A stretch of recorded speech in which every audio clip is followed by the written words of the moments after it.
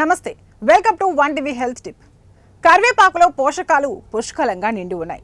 ఎన్నో పోషక విలువలు కలిగిన కరివేపాకు ఆకుల్లో యాంటీ ఆక్సిడెంట్స్ కూడా సమృద్ధిగా లభిస్తాయి. ఇందులో copper, calcium, phosphorus, fibre, carbohydrates, magnesium, iron వంటి మూలకాలు అధికంగా ఉన్నాయి. వీటితో పాటు మన శరీరాన్ని ఆరోగ్యంగా ఉంచడానికి అవసరమైన విటమిన్లు, అమైనో ఆమ్లాలు కూడా ఇందులో ఉన్నాయి. ఈ పోషకాలన్నీ మన ఆరోగ్యాన్ని కాపాడుకోవడానికి, అనేక వ్యాధులను నివారించడంలో సహాయపడతాయి. షుగర్ పేషెంట్లు రోజు ఉదయాన్నే ఈ ఆకులు తింటే ఏమవుతుందో ఇక్కడ తెలుసుకుందాం. షుగర్ని కంట్రోల్ చేయడానికి సహాయపడే ఆహారాల్లో కరివేపాకు ఒకటి.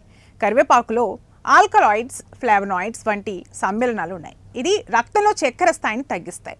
ఈ సమ్మేళనాలు ఇన్సులిన్ సెన్సిటివిటీని మెరుగుపరచడానికి, చక్కెర స్థాయిని నియంత్రించడానికి సహాయపడతాయి.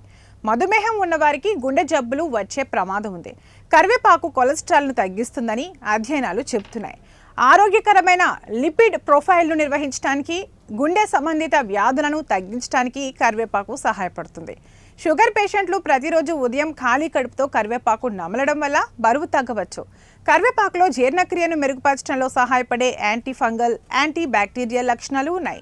ఇవన్నీ పొట్టను శుభ్రంగా ఉంచడంలో ఇవి సహాయపడతాయి. అజీర్ణం, గ్యాస్, పొట్ట సంబంధిత సమస్యల నుండి ఉపశమనం కలిగిస్తుంది. పొట్ట ఆరోగ్యంగా ఉంటుంది. కరివేపాకులో యాంటీ ఆక్సిడెంట్స్ ఎక్కువగా ఉంటాయి. దీనివల్ల కరివేపాకు ఆకులు నమిలి తినడం వల్ల బాడీ డిటాక్సిఫై అవుతుంది. మనం తినే junk food, unhealthy life style కారణంగా బాడీలో టాక్సిన్స్ పెరిగిపోతాయి. కరివేపాకు తినడం వల్ల ఆ టాక్సిన్స్ అన్ని బయటకు వెళ్ళిపోతాయి. కరివేపాకును ఖాళీ కడుపుతో తింటే చెడు కొలెస్ట్రాల్ కంట్రోల్లో ఉంటుంది.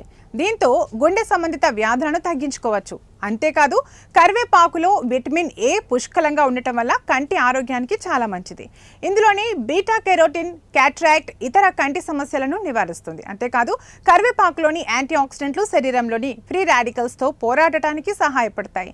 ఇది వృద్ధాప్యాన్ని నివారించడంతో పాటు ముడతలు, ఇతర చర్మ సమస్యలను నయం చేస్తుంది.